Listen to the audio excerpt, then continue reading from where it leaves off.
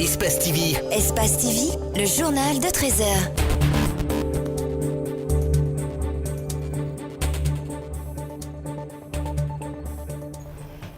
Il est 13h, merci de suivre Espace TV pour vous informer. Voici le sommaire de l'actualité. Le directeur de la Loterie nationale a été révoqué hier de ses fonctions. Chérif Aïdara, soupçonné d'avoir détourné plus de 27 milliards de francs guinéens, est poursuivi en justice. La mesure gouvernementale réjouit l'Agence nationale de la lutte contre la corruption. MHD en détention provisoire en France, l'artiste poursuivi pour le meurtre d'un sans-abri reçoit des soutiens dans son pays d'origine, la Guinée. Vous allez entendre quelques réactions recueillies par nos reporters.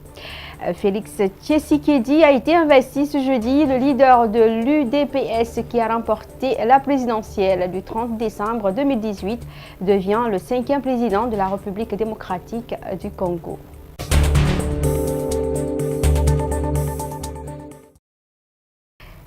Des organisations qui œuvrent dans la lutte contre la corruption ont vivement salué la révocation du directeur général de la LONAGUI. Ce dernier a été démis de ses fonctions pour détournement de plus de 27 milliards. Selon les autorités, dans la foulée, les mêmes organisations souhaitent que cette décision soit élargie à tous les autres cas de soupçon dans l'administration publique. Djibril Ba et Tierno Sadoba. Suivez.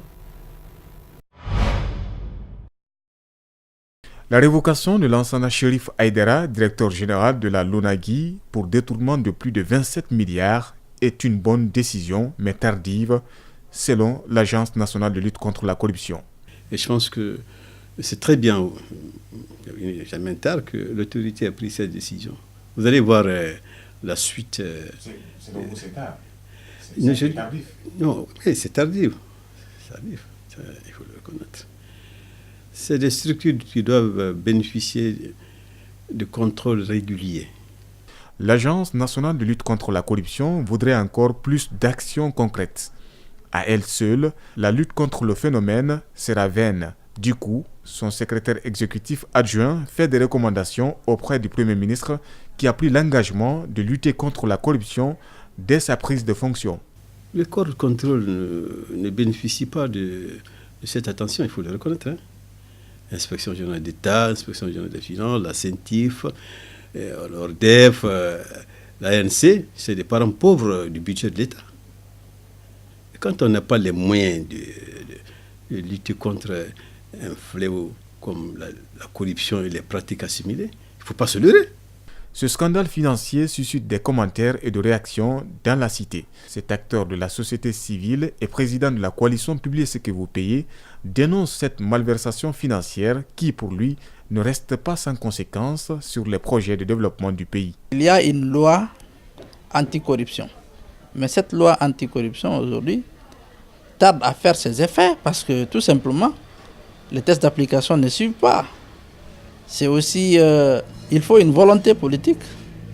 Il faut vraiment une rupture. 27 milliards est un montant que l'État compte récupérer en engageant une poursuite judiciaire contre l'accusé qui était jusque-là directeur général de la LONAGUI. En attendant, Kassouri Fofana propose à Alpha Condé la révision des contrats de la société de jeu, le renouvellement de son conseil d'administration et son équipement. La rencontre de 2 jours sur les dangers liés à la migration irrégulière a pris fin ce mercredi à Conakry. Elle a été organisée par le réseau des ONG italiennes avec son projet Redemption Song. L'objectif est de coordonner les actions des différents intervenants.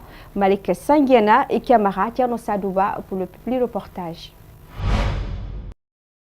Pour cette dernière journée d'échange et d'harmonisation des pratiques des acteurs de la migration sur les risques de la migration irrégulière, la projection d'un film documentaire. Le film retrace le calvaire des jeunes Africains qui décident d'emprunter le chemin de la clandestinité pour regagner l'Europe. Le co-auteur du film se rappelle de son passé et il en témoigne. Nous avons le droit de nous déplacer, mais on nous a bloqués, qu'ils préfèrent que nous restions chez nous ici.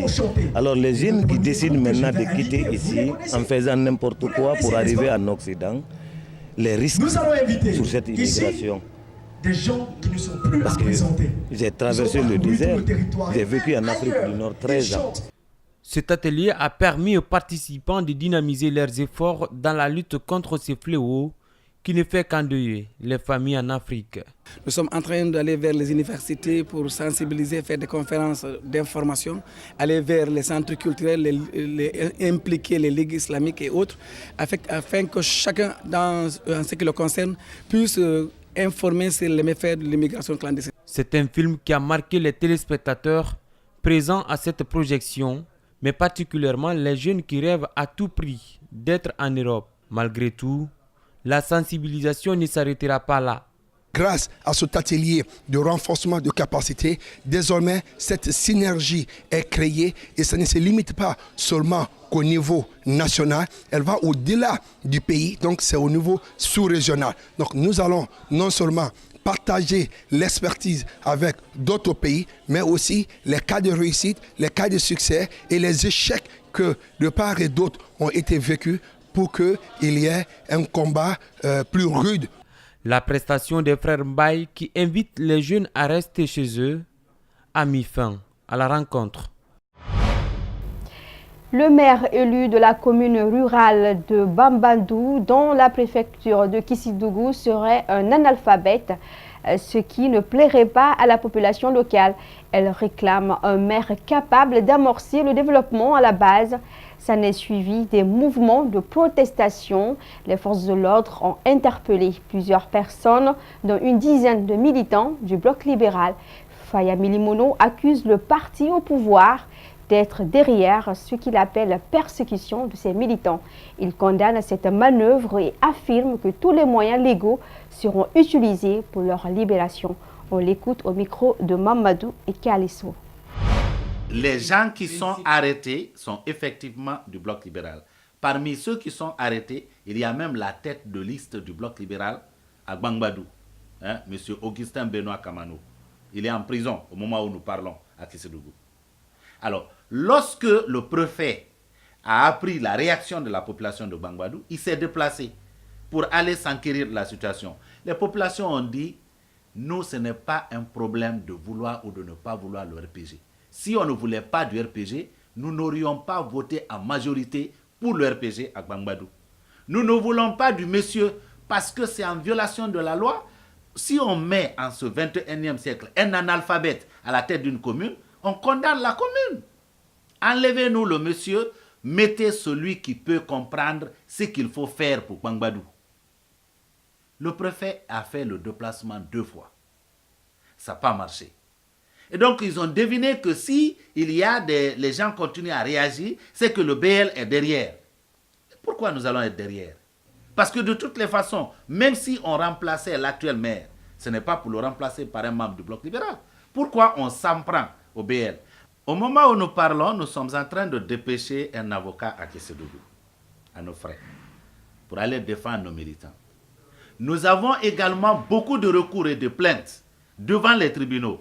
Un certain Cheikh Sako, qui n'a pas de langue aujourd'hui, lorsque nous allons élever le ton parce que nous sommes déniés et constamment déniés de justice pour s'attaquer aux magistrats corrompus, il va menacer de nous traduire devant la justice. Nous attendons cela. Et l'association des parents des victimes du Kambouaro a conféré ce jeudi avec les journalistes à la maison de la presse de Koleya. L'objectif pour ces parents des victimes est d'adresser une lettre d'ouverture au chef de l'État afin qu'il mette à disposition les fosses communes. Mohamed Valek Touré et Aboubakar Din Kamara. Une telle dictature doit être dénoncée. Le PDG doit être désavoué. Sékou Touré est reconnu coupable de tant de crimes. Monsieur le Président de la République, œuvrez enfin pour que les familles fassent leur deuil. C'est vous qui pouvez donner une chance aux retrouvailles entre les fils de ce pays. Vous voulez être le Mandela de la Guinée? Alors ayez le courage de cette réconciliation. Monsieur le Président de la République, l'AVCB, l'association des victimes du Kambouaro, vous demande de reconnaître et de condamner officiellement les exécutions, les pendaisons, les tueries en masse perpétrées sans jugement sous la dictature de Sékou Touré. De mettre à disposition les fosses communes afin que les familles fassent enfin leur deuil. De restituer aux familles les biens spoliés mis dans le portefeuille du patrimoine bâti ou détournés par des agents de l'État. Aider et soutenir les familles des victimes matériellement et financièrement après les saisies de leurs biens et de leurs comptes bancaires. Monsieur le Président de la République, si le règne sanguinaire de Sékou Touré semble être un lointain souvenir pour la nouvelle génération, pour nous, enfants de ces victimes, la douleur reste vive, tenace et actuelle.